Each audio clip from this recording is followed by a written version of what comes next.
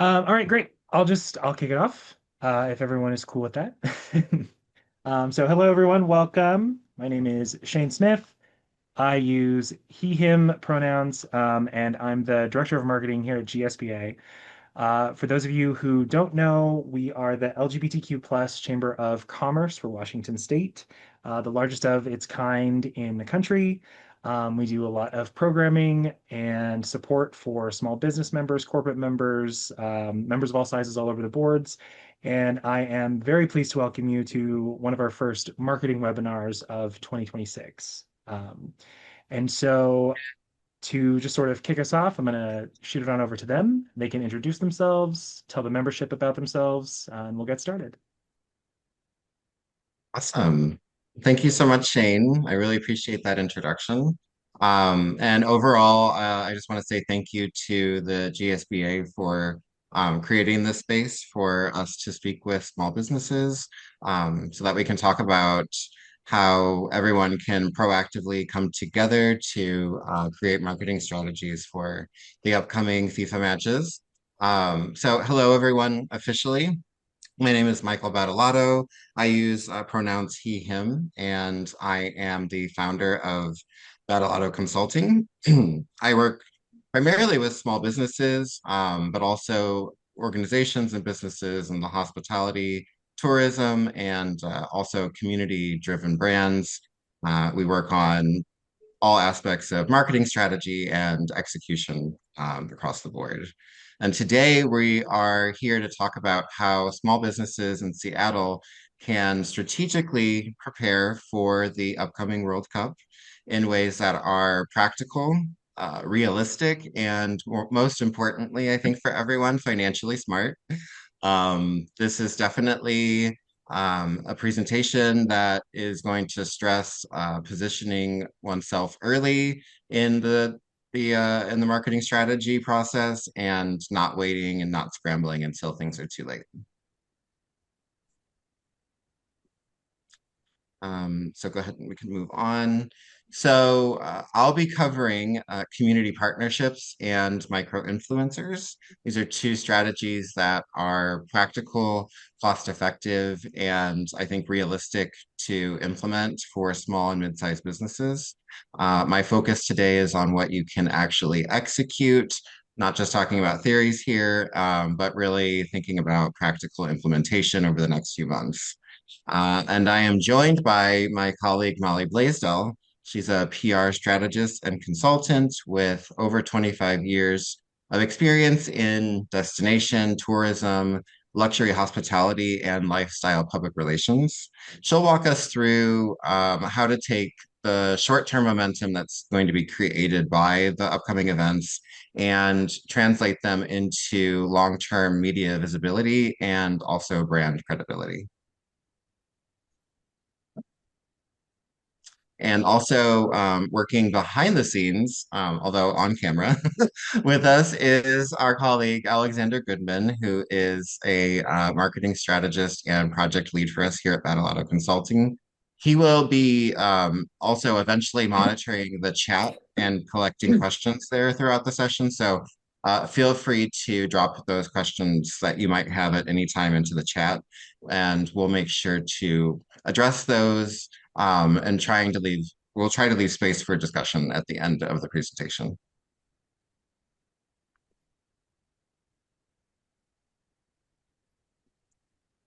And so, let's see, our goal today, it's pretty simple, I think, is talking about practical, actionable strategies that you can start implementing right now. Because timeliness is very important. We'll begin with why FIFA 2026 represents such a significant opportunity for small businesses in Seattle. And then we'll move into discussing community partnerships and how to amplify your visibility without necessarily increasing your budget too much. After that, we will cover micro influencer marketing and how to leverage trusted local voices. And then I will hand it over to Molly, who will guide us through her discussion on media strategy. And then we will close with a clear action plan for moving forward. So, just getting started, why this is so important for Seattle. And just looking at some numbers here, Seattle will host 6 matches at Lumen Field, 4 group stage matches, and 2 knockout rounds. What this means is that there will be a sustained wave of visitors, both national and international media attention on the city, as well as elevated local activity over multiple weeks during this period. So, this is not a 1 day spike in traffic. It's really a multi-week opportunity window that we can take advantage of. And businesses that, like I said, prepare early will be the most well positioned to benefit from everything that's going on. And, just thinking about what this means in terms of behavior, visitors won't just be attending matches. They'll be dining, exploring neighborhoods, shopping, and looking for what we might call authentic Seattle experiences, or as most visitors do, they try to find the authentic version of what, instead of what tourists, what they think tourists normally do. So they'll be relying on finding recommendations, searching social media, and other outlets that will allow them to discover how to do things as a local. At the same time, completely aware that major brands will be dominating the stage with paid advertising during the period. And that's not what we're talking about here. As small businesses, we shouldn't try to compete or even try to outspend large advertisers. The small business wins are by finding strategies that are locally relevant, finding ways to stay strategically visible, and finding ways to be deeply connected to your neighborhoods and your larger communities.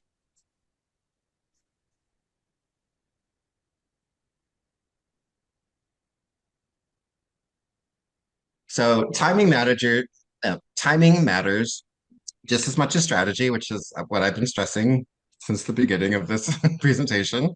So just as an example for timeline, 3 to 4 months out, you should be looking at identifying the partners that you might want to collaborate with, developing story angles, outlining activations, and securing any necessary permits for, let's say, outdoor space or anything that might happen outside of where your physical location is. And that's really the foundational building phase of creating your strategy. 2 months out, you should really be confirming your collaborations, locking in influencer partnerships, and beginning early promotional messaging. 1 month out, your marketing should be live and launched, content should be scheduled, your partnerships announced, and event details finalized. During the World Cup window, your focus shifts to execution and amplification, running events, engaging in real time online interactions, capturing high quality content, and really just maintaining momentum of whatever campaigns you're developing so that they can also continue further past the time of the World Cup events. Doing this, maintaining that momentum ensures that you don't just disappear. You can ride that momentum into developing further collaborations to help your business beyond this particular influx window.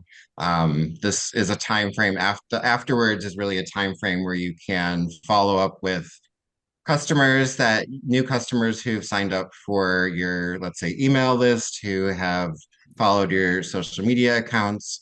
You can nurture relationships that you've been building with influencers that we'll talk about, and continue to measure results of the campaigns that grow from this.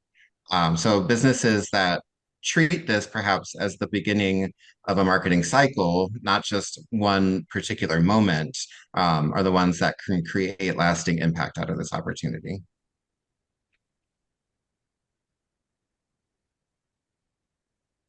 So community partnerships are important because they multiply exposure without necessarily multiplying costs, which isn't to say that there might not be any overhead, but really it's a collaborative effort that can have minimal budget attached to it. When two or more businesses collaborate, you're not just collaborating on the promotions, this is an opportunity to combine audiences that you already have secured, to combine your marketing channels, and also to combine your manpower. So, if you're a one-person marketing team, doubling up and having two people working together, that's just an increased capacity to organize these collaborations and keep your momentum going. Um, so, for example, instead of one storefront trying to generate energy all by itself, you can create something with your partner, your neighborhood businesses that feels much larger, it's much more visible, and will likely be more compelling to your audiences. And during a major event like the World Cup, that shared energy is going to just make a real difference for capturing attention.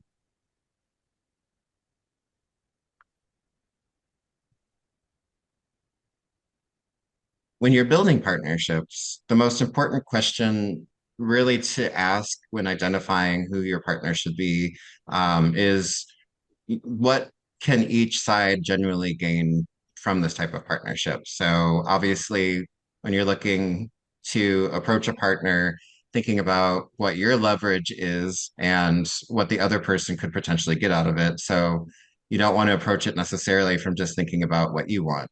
A true win-win collaboration means that both businesses will increase visibility, both will feel that the effort is worthwhile, and both can clearly explain that combination value to their customers. That might look like achieving shared marketing exposure, shared event traffic, or even shared content creation. It also means achieving or aiming for great clarity when it comes to organizing these collaborations. So being really upfront with potential partners about what role you might play. And that comes down to really just defining, who's promoting what, who could be hosting a particular event, and how costs might be divided between the two partners. The strongest collaborations do not are not forged out of vague goodwill. They're built on clarity. They're built on understanding mutual benefit and really having a specific shared goal of attracting more visibility during that particular opportunity window. And from my own experience, it's best to kind of perhaps fight through any discomfort that there might be in terms of having these practical conversations with potential neighboring partners. Really just getting down to the basics of what needs to happen in order to create this type of marketing partnership will ensure that there's a solid foundation for it moving forward. And really, I just want to highlight also who not to collaborate with. So really think about these red flags if you're brainstorming about potential collaborations. You obviously do not want to engage with your direct competitors. Look shy away from anyone who has mismatched marketing positioning already that just doesn't really seem to support or have continuity with your brand and what your positioning is.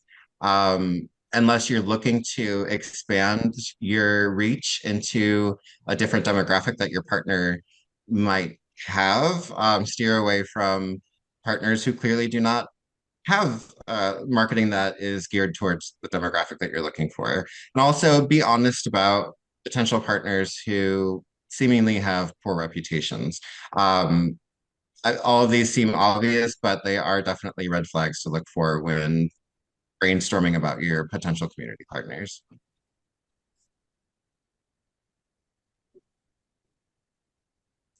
Um, so co-marketing initiatives for small businesses. In practice, this can take several forms. You might run cross-promotional campaigns through social media campaigns, or even run collaborative email campaigns. You can create potential bundled offers Thinking about, if you want to combine a dinner experience with a dinner and a show type experience that might connect two businesses, you can collaborate to create shared loyalty programs. It doesn't have to be very complicated in terms of, integrated loyalty e-systems. You can create neighborhood passports or even, punch cards that people can carry with them to multiple businesses to create that type of traffic that everyone can benefit from. You can co-host media campaigns or even content contests online that can expand reach for you and your partners. The goal is coordinated visibility, make it easier for your potential customers to engage with you and your other collaborative partners in one single experience.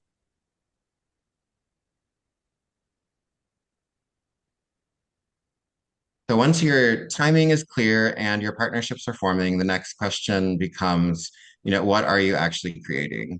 The most effective event ideas are both immersive and time sensitive. So watch parties can potentially bring businesses together.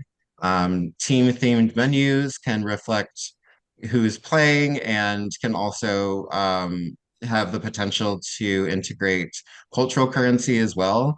Pop-up collaborations are very effective because they can create a sense of urgency and that that quick need to show up for something that will disappear very quickly. Cultural celebrations, we were just talking about the particular teams that will actually be playing. Trying to find a connection with perhaps local cultural ties can reflect really the global nature of the tournament and people who are coming into the city. And even developing something like a neighborhood block party is a fantastic way to activate an entire neighborhood or district. Experiences that feel just unique and genuine and timely are far more likely to create engagement in places that are in person, and also they can create engagement online through content creation and posting as well.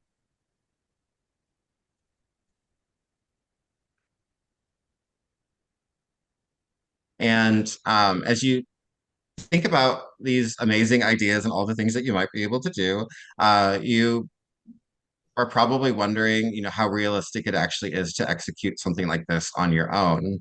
And the good news is that obviously by entering into a collaboration, you have that combined support, but there are also established organizations that you can lean on for further support for these types of community collaborations because they are specifically set up to support these types of initiatives.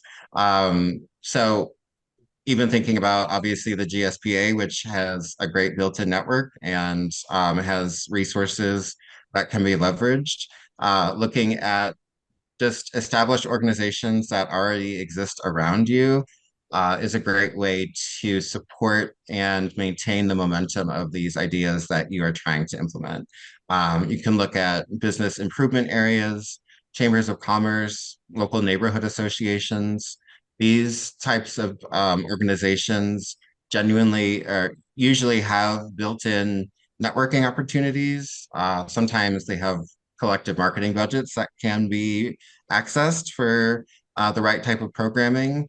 And they can also have city relationships that can help with um, permitting, which I've mentioned before, cutting through red tape or opening up channels which might otherwise be more difficult to navigate for you and even your partners unilaterally.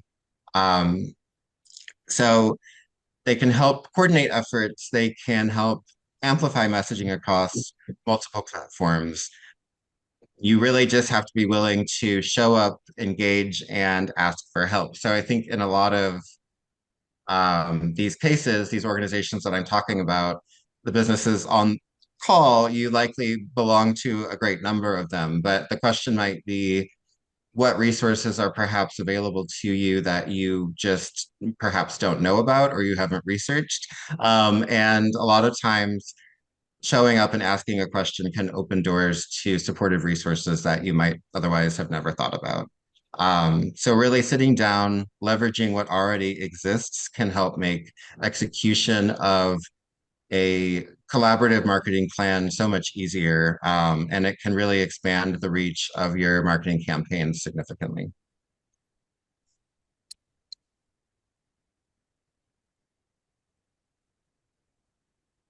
So working with established organizations like can absolutely expand your reach and make execution smoother.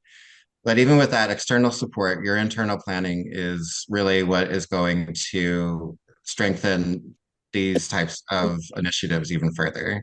So strong partnerships can only work if your foundation is solid. That means, like I said, starting now, not in May, it means planning ahead for potentially needing city permitting, assigning the roles clearly with your partners, putting agreements in writing between you and your potential partner is very important so that you're setting clear expectations around the responsibility and the cost splits.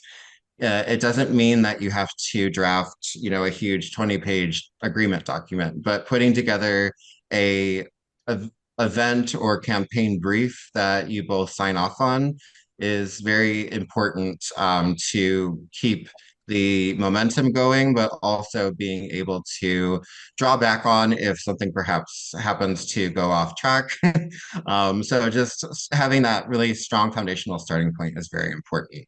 And communicating regularly with each other is also just so important in maintaining momentum. So many times these type of partner community collaborations can go off the rails when everyone, becomes busy and sort of forgets the timeline and they don't routinely come together to check in and make sure that things are progressing with a steady pace. It's also important to uh, come up with your KPIs and measure your results together so that you have a very clear understanding of what is being achieved and what types of changes or tweaks you can make. Not doing these things can lead to losing interest or being discouraged and can easily lead to these types of collaborations just sort of fizzling out before anything has really even come to fruition. Um, and most importantly, just continue to follow up and make adjustments with your partners so that you really see your collaborations through.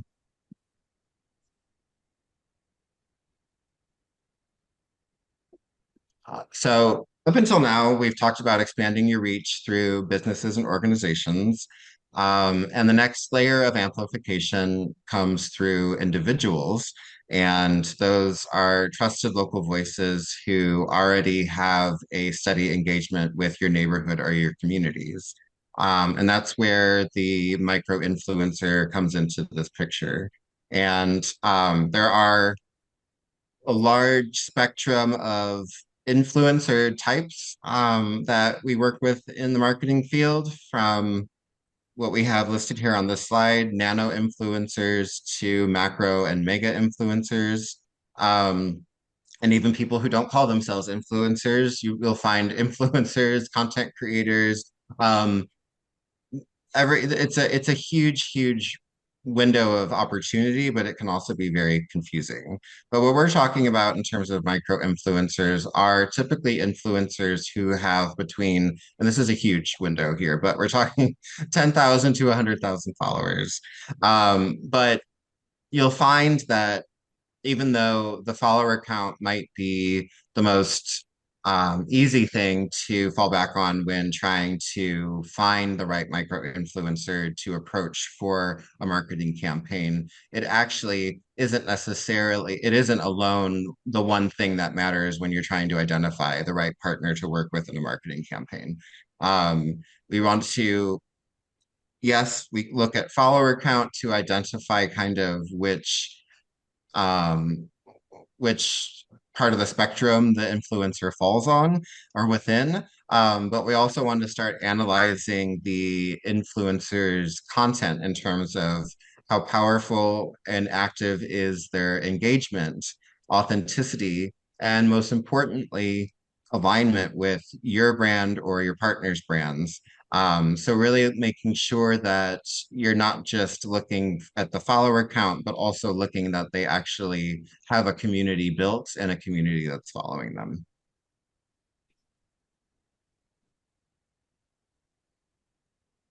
So now that you have a better idea in terms of what a micro influencer is and where they fall within that spectrum of followers, a very important question is, why are we even going after micro influencers and why are they effective for small businesses? Um, so first of all, micro influencers tend to be extremely cost effective. Just putting it out there very bluntly. You don't have large budgets, and mega macro influencers definitely have effectively monetized their content creation. And it's definitely something that would be outside of the budget of many small businesses' marketing campaigns. So many micro influencers will work for product exchanges or even modest flat fees. And you'll find that their ROI. So you're looking at, how effective they can be at giving you a return on your investment is actually generally tends to be extremely strong when aligned properly with your brand and the niche that you're trying to corner in terms of your demographics, and the goal of your marketing campaign. So micro influencers will have highly localized audiences. And in general, you can even look at them as, obviously having a demographic that falls within a particular city, but also like perhaps a niche or even a particular like neighborhood following. Third, they will create professional quality content that you usually can repurpose across your own channels, or at least they generally are more receptive to that idea of a collaboration. Um, and they tend to be more accessible. So, unlike larger influencers, the micro influencer generally tends to be more responsive, more open to being proactively collaborative, and there is a higher possibility of developing a long-term relationship with a micro influencer that can continue beyond just creating a partnership for the upcoming World Cup.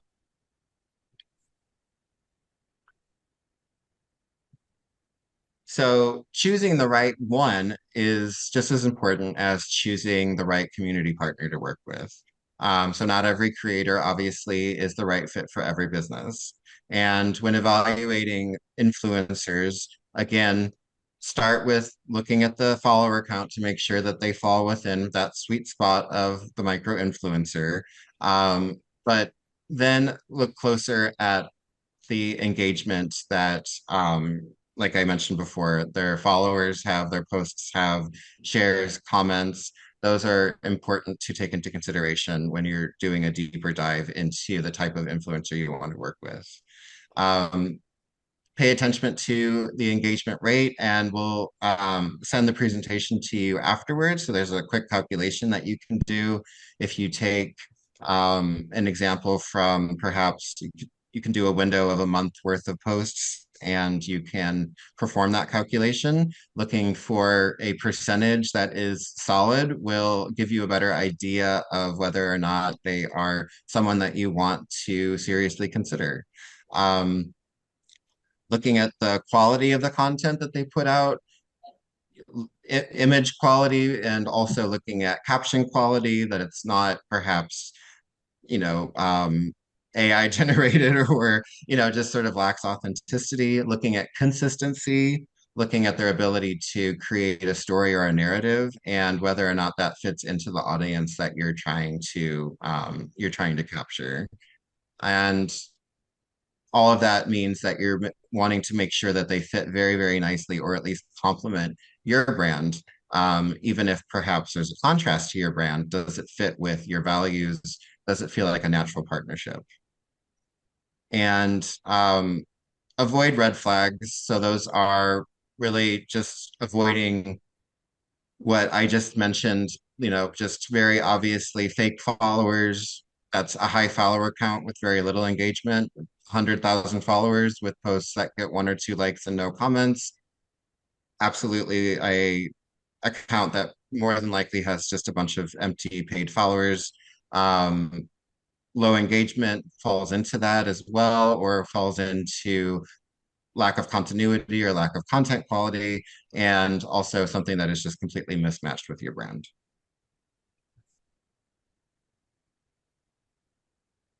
So once you know what you're looking for, a good question is, where do you find them?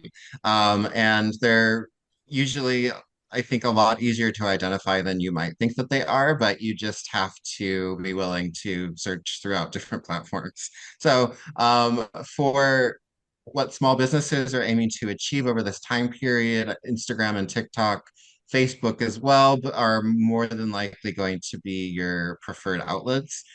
So you can try searching location hashtags, for example, like Capitol Hill, Seattle, or just super creative or basic in terms of the niche that you're trying to look into.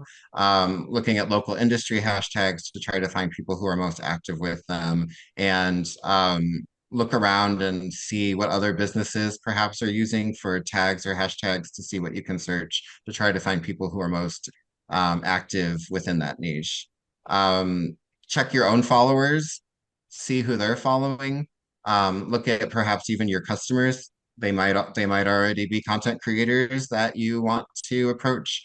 Also look at perhaps your employees. Some of them might be active content creators, people who are sharing their nightly, daily experiences. Everyone around you could potentially be someone who is active enough on social media to engage in this type of a strategy. You can also explore outside of what we might think of as the traditional social media apps, looking at Yelp, Yelp Elite.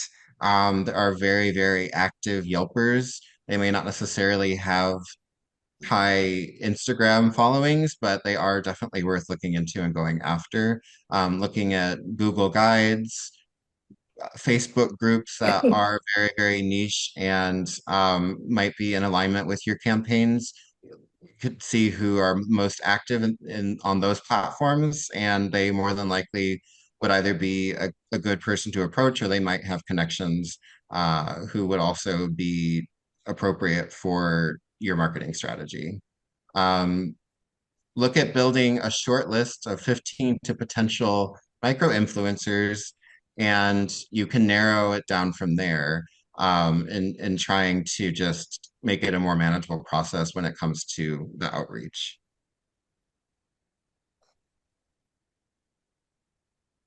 So once you've created that list, the next step is to approach them. And this is the part that really truly matters. So how do you initiate the conversation really determines if and how your collaboration would move forward, or if it kind of goes nowhere. And so really the first type of outreach you can do is trying to form a long-term relationship.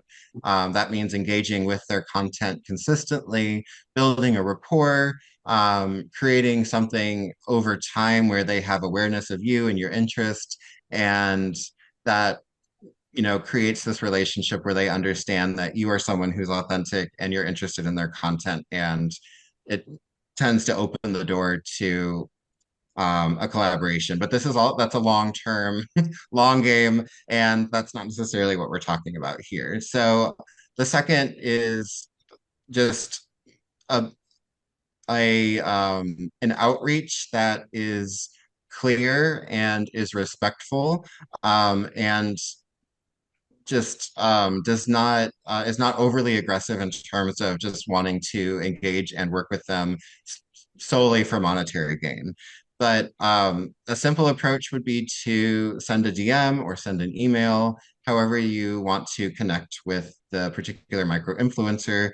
And it can be as simple as a message that says, "Hi, I love your coverage of, let's say, the local food and beverage scene. And we're planning a World Cup activation and would love to explore a collaboration with you that also would fit with your audience. Can I send you more details? Um, that's a very simple message, but it's clear, it's respectful, and it also respects them and their work.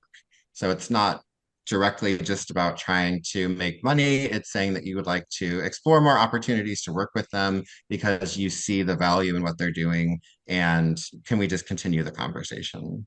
Um, I find that sending something that is not overly detailed, it's a very simple, short, respectful message. It doesn't overload the potential influencer, and they're more apt to respond just to see if you can start a conversation. Overall, my suggestion when it comes to trying to reach out to potential influencers, or this applies to also potential community partners, is just don't be afraid to try and ask.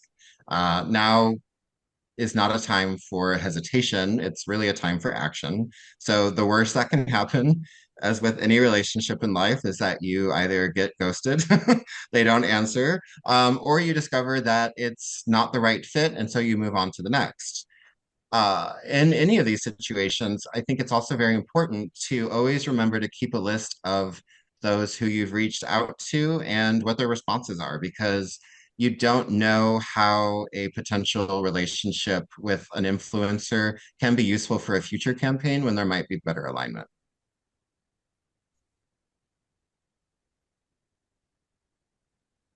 And once there's mutual interests established, the next step, as with in creating community partnerships, is to make sure that there's clarity.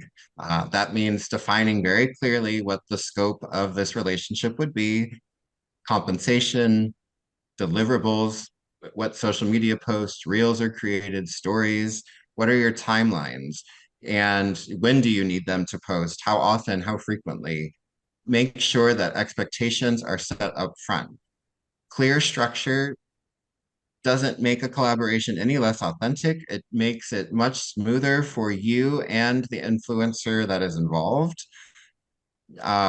You can create flat fee models. You can suggest exchanges of products, especially with micro influencers. Commission-based structures generally harder to set up, but if you have referral codes, you could definitely enter into that type of a collaborative strategy, or a hybrid approach. You can do a reduced fee for a product exchange. You can combine and just however you want to try and make it work for you and them. Be creative, but be specific. And just discuss this as early as possible. Get off on the right foot.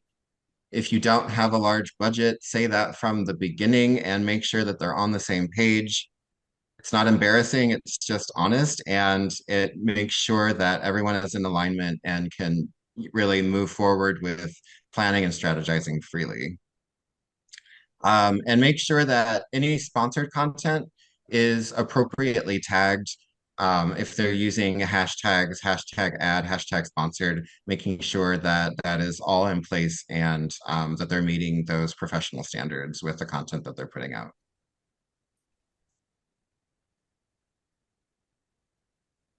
And once you've entered into this type of a collaboration, the final piece is measurement, so that you know that it's either been successful or you need to make changes, and how you can leverage and continue this opportunity.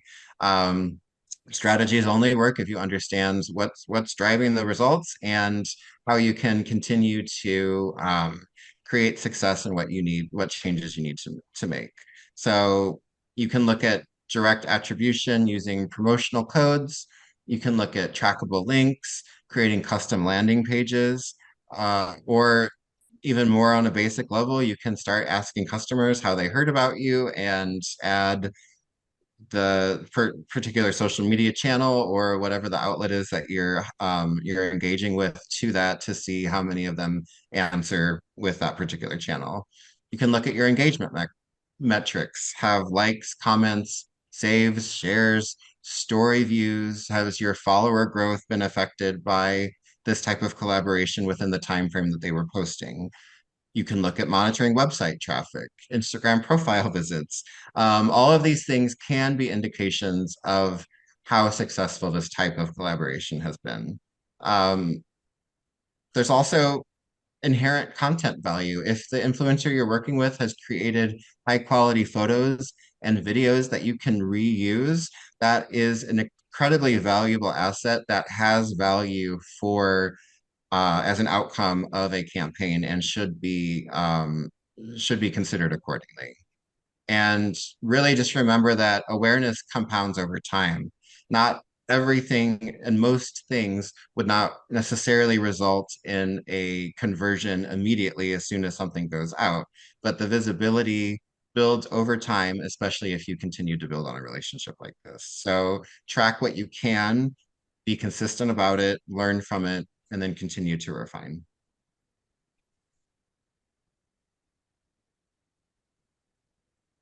Okay, so we've covered, I think, at length momentum and how to go about building community partnerships and working with micro influencers.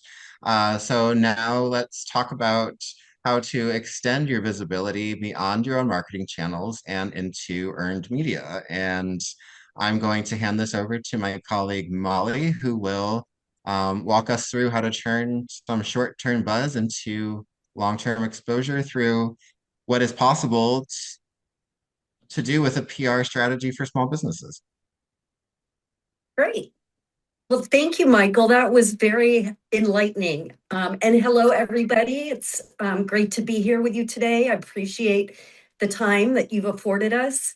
I want to just start out by saying that everything Michael has shared about partnerships and influencers is fantastic. But now I want to take you to another layer, to traditional media, earned media, digital media. And when we talk about PR and media relations, we're really talking about getting your business featured in newspapers, magazines, blogs, podcasts, TV, radio, etc. That's the kind of coverage that builds credibility through the third-party endorsements, and it reaches audiences that you can't reach through paid advertising or necessarily through your social media. Here with the FIFA World Cup, you've got a great opportunity for some unique media opportunities. So you'll have journalists coming from all over the world that will be covering Seattle, not just the games. You've got local media who are going to be looking for interesting business angles. And then you've got travel writers who might be in town and they're creating stories for future that will impact your businesses in the future. And I just wanted to give one example of this. I had the opportunity and the great privilege during the Winter Olympics in British Columbia several years ago, maybe 20 years ago now, but we opened the first Pride House at the Winter Olympics in Whistler, British Columbia. And as a result of opening Pride House at our hotel client, that in and of itself obviously generated a whole lot of media, but it was a big idea. It was a big undertaking. And yes, it took not just months, but over a year to kind of plan that sort of big introduction to the LGBTQ market. And that's worldwide exposure, right? Having a Pride House, the first Pride House ever installed into the Olympics. Very exciting opportunity. And with that came so much media, unbelievable amount of media. But here's what I really want you to understand. The goal isn't just getting coverage during June and during the FIFA World Cup. It's something that you want to build upon so that your businesses can benefit for years to come. And also, I'd like to point out that example of opening up Pride House. Media love free food, free booze. If you liquor them up and you feed them well, that's an automatic win, right? That's almost like the first most important step in media relations. Okay, so if we could go down the slides, please. Okay, so building media relationships. This is really the foundation of PR. And I know we only have about 10 minutes left here, so I'm going to kind of speed date through this. But but we'll have time for questions and answers. Now, you guys all know about the media in your own backyard. You've got television stations, radio stations, newspapers, blogs, community newspapers. And each one of these outlets has an editor. They are public facing. You can find them whether it's on LinkedIn or through Muckrack, which is a media database. So building relationships and building a media list of, just like Michael was talking about with the influencers, you want to do the same thing with media. You don't just reach out to them 2 weeks before the games start and say, hey, we've got a World Cup cocktail. Please come and cover us.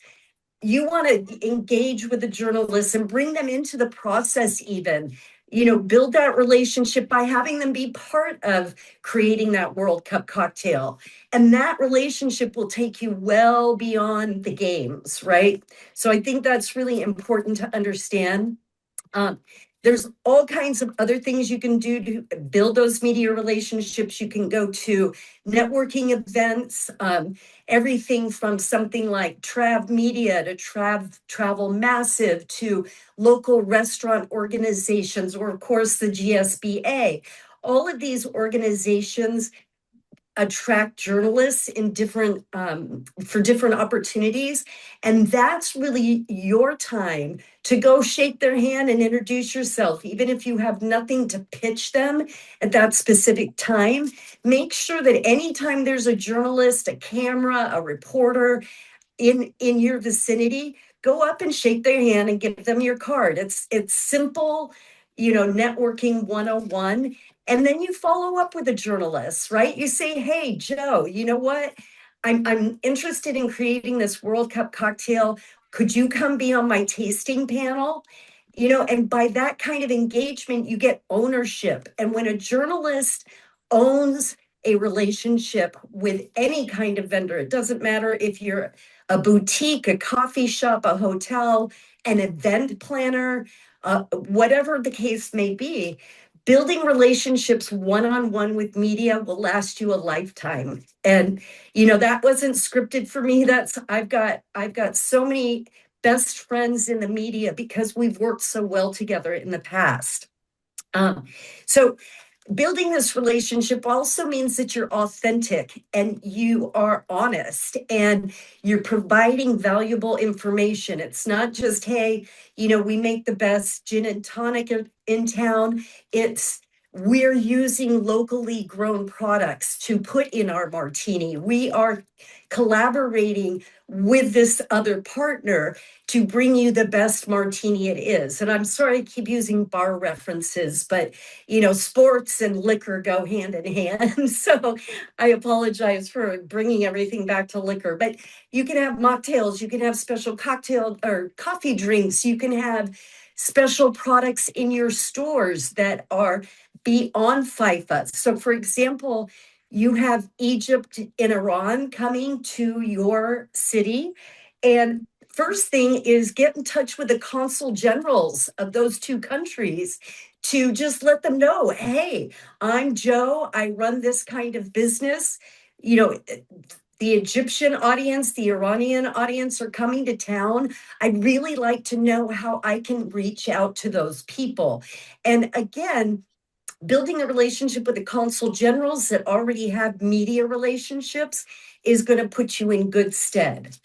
I'm sorry I'm talking faster than I want to, but I kind of want to get in as much as I can here. Let's go to the next slide on securing media coverage. So, first of all, you're absolutely building relationships with these people. And like Michael said, with the influencers, you're planning in advance. You've already developed your media hit list. However you want to build that in an Excel spreadsheet or however you organize your contacts. And you want to start developing that right away because World Cup's just a few months away here. You want to start getting to know these journalists so that when you do have a pitch idea that's up their alley, that fits with their beat, then you've got that relationship and you can really now pitch them on something that's applicable to them. So one of the big things is journalists don't really cover businesses per se.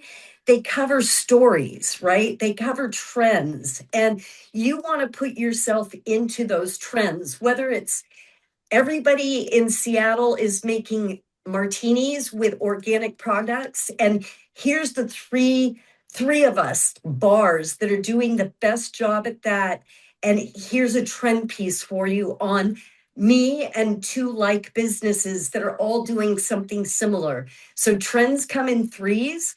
And if you can align yourself with a story that you can pitch, again, it can be a coffee shop or a boutique, but find your colleagues, right? And sometimes they're your competitors, but that's okay because it's going to drive business to all of you, right? So that's very important. Let's see. I've got about 1 minute left here. So let's move down to creating events. The next slide, events that track coverage. So for instance, in the Winter Olympics Pride House introduction to the market, obviously that was a huge opportunity, and we created micro events around that to attract different kinds of LGBTQ media, but it also brought in the athletes. So the gay athletes were coming to Pride House specifically because it was a comfortable place for them, and it was their community of people. So within that context, we designed different events where we had a former Olympian giving a quick talk. There was a lot of handshaking with everything from the Jamaican bobsled team, right? So you create those unique stories and attach your business to them. Let's see. I just want to say one other thing. Partnerships are really important, and events kind of go hand in hand with that. But for instance, we've worked with Frameline. We're working with Frameline, the LGBTQ film festival in San Francisco. And within that context of that partnership, there are individual events where celebrities might be coming into town. There might be private film screenings. So we attach not only a social media strategy around that, but also we attach public relations efforts. And again, that's just a case study example. I think I'm running out of time, so I think I will skip the next slide, which is tracking your PR impact. And maybe that's something we come back to, and Michael and I can talk a little bit more about tracking all your results in a little bit greater detail, and how that impact that's made from tracking your social media and your PR coverage, you can leverage for more and more opportunities in your future and well beyond World Cup. So I think we're kind of at our time limit here, and I apologize for kind of rushing through my part of the presentation, but hopefully that gave you at least a little bit of perspective around the PR opportunities. So No, thank you. yeah. Thank you, Molly, and no reason to apologize. It's a huge topic to cover, and those were some great highlights. I think I saw a comment come through, and just letting you know that the recording will be sent out after tomorrow, and so you will be able to view the recording and also the deck as well, which is really full of very useful information, including how to track the potential impact of PR efforts. And so yeah, thank you so much, Molly, for covering that in a very quick period of time for us. Absolutely. And so let's see. Yeah, in the interest of time, there is a final slide that has a action plan, but we've already really gone over, I think, the format or the timeline in earlier slides. So I think this is something that can be also used as a reference after you receive the deck, so you can go back over and make sure that you're keeping yourself on track. But I know we only have a few minutes left, but would it be advisable to take one or two questions, or what do you think? Um, Yeah, absolutely. Take a couple of minutes to take some questions. That'd be great. Okay. There are a couple in mind. Um, yeah. Alex, were there any that we maybe we can just go like first come, first answers? The a moment. There's no questions in the chat. There's just one question. The media Oh, database. oh, I answered that one. Oh, you did? I'm sorry. Yeah. No, that's okay. Yeah, I don't see any more. Okay. Well, does And anyone have a question that they're able to, are people able to well, speak? can I Or- just add on to that muck rack thing? Sure. I'm sure everybody by this time is using Chat GPT. And if you're clever enough in directing Chat GPT, she will help you create a media database. So just FYI, that's a little hidden secret that's out there. Yeah, and I would just sort of piggyback on that with, we all use AI. I mean, that's a big assumption, but a wide variety.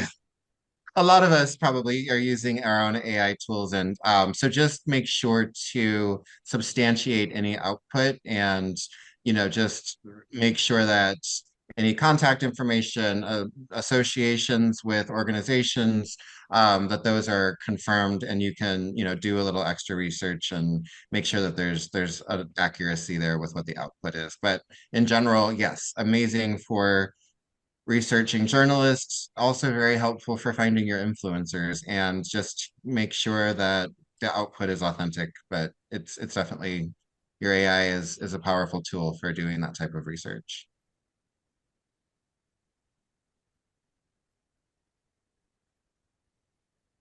Well, if there are more questions, feel free to send us an email.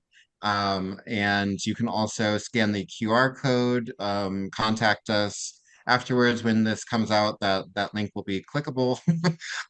So we certainly would look forward to hearing from you and answering your questions, and being a part of helping you plan your strategy for the upcoming games.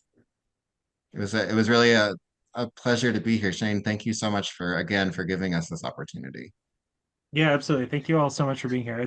I think PR is it's like a beast, right? Like any sort of media relations is a beast. So influencers, PR, local media. Um, I'm glad that you're all here helping members do this. So Absolutely. Great. So much our pleasure to be here. So thank you again. Thanks, everybody. you have a great day, everyone. Bye. Okay. Bye.